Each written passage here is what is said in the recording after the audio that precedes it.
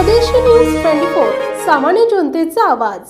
महाविकास आघाडीचे उमेदवार नागेश पाटील आष्टीकर यांनी शक्ती प्रदर्शन करत उमेदवारी अर्ज दाखल केलाय। जाहीर सभेतून 4 लाख मतांनी विरोधकांचा पराभव करण्याचा महाविकास आघाडीचा निर्धार।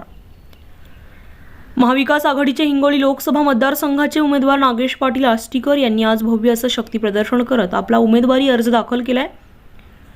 उमेदवारी अर्ज दाखल करण्यासाठी राज्याचे विधान परिषदेचे विरोधी पक्षनेते अंबादास दानवे, माजी मंत्री शिवाजीराव मोघे, माजी खासदार सुभाष वानखेडे, काँग्रेसचे माजी आमदार माधवराव पाटील गोळेगावकर यांच्यासह विविध आजी माजी आमदार पदाधिकारी मोठ्या संख्येने उपस्थित होते। उमेदवारी अर्ज दाखल करण्यापूर्वी नागेश पाटील आष्टीकर यांनी छत्रपती शिवाजी महाराज यांच्या पुतळ्याला पुष्पहार अर्पण करून अभिवादन करत आपला उमेदवारी अर्ज दाखल करण्यासाठी कार्यकर्त्यांसह रवाना झाले। तत्पूर्वी गांधी चौकात जाहीर सभेचं आयोजन करण्यात आलं होतं। या जाहीर सभेला महाविकास आघाडीच्या सर्व घटक पक्षातील प्रमुख पदाधिकारी यांची उपस्थिती होती।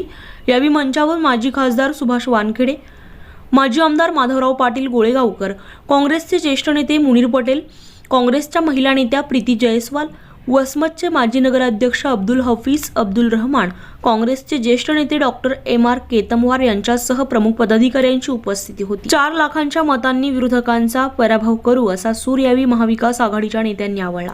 उमेदवारी दाखल करण्यासाठी तसेच या जाहीर सभेसाठी मोठ्या संख्येने महाविकास आघाडीतील कार्यकर्त्यांची उपस्थिती। स्वदेशी न्यूजसाठी राहुल वाहिवळ, हिंगोली। विकासाचे मुद्दे असे दोन याच्यामध्ये सांगता येणार नाही।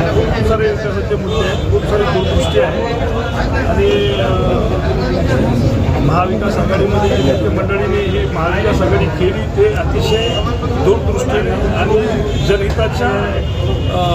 जनहितासाठी केलेली ही महाआघाडी आहे। त्यामुळं आमचा अजेंडा हा विकासाचाच असणार आहे आणि त्याच्यापेक्षाही जास्त पुढे जाऊन सांगतो की विकास तर होतच राहील किंवा त्याच्यानंतर तर आजपर्यंत जी काही मोठी मंडळी त्यांनी भरपूर गोष्टीमध्ये कामही केलेलं आहे। पण आजचा खरा मुद्दा जो आहे तो आज शेतकऱ्याच्या संदर्भातला आहे। शेतकरी अतिशय बेजार आहे आणि आपला मराठवाडा असेल किंवा यासाठी शेती केंद्रांमध्ये सगळ्यात अग्रेसिव्ह असलेला जिल्हे आहे।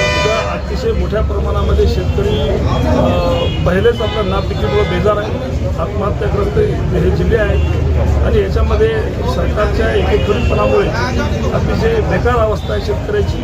हुकुमशाही झालेली आहे, महागाई खूप वाढलेली आहे आणि बेरोजगारी खूप वाढलेली आहे। या सगळ्या मुद्द्यावर आम्ही उद्याच्या निवडणुकीला समोर जाणार। असं आहे सगळं आपण जर पाहिलं असेल तर सुप्रीम कोर्टात सगळ्या लोकांना या सुप्रीम कोर्टाला सुद्धा यांनी वेटीस धरले।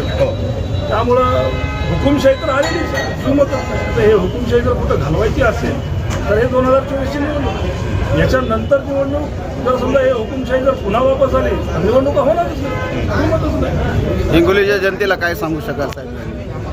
मी आपल्या माध्यमातून सर्वच मतदार बांधवांना सांगू इच्छितो की आज हे 2024ला आपल्याला सर्वांनाच नीट डोळे उघडून पाहण्याची गरज आहे। या निवडणुकीला अतिशय गांभीर्याने घेण्याची गरज आहे। येणाऱ्या पिढीसाठी आपण काय शिल्लक ठेवतो किंवा काय करतो हे आवर्जून लक्षात ठेवणं गरजेचं आहे, कारण येणारा काळ हा हुकुमशाहीचा आहे।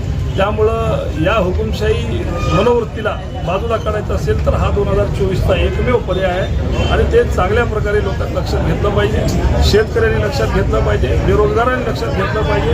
हे जेवढी महागाई आता जी वाढलेली आहे ती सर्वसामान्य माणसाला अजिबात परवडणार नाही आहे आणि यांना जर अजून जर आपण जर मनसुबे जर वाढवून दिले तर भविष्यामध्ये मला नाही वाटत की येणाऱ्या पिढीला हे झेपल।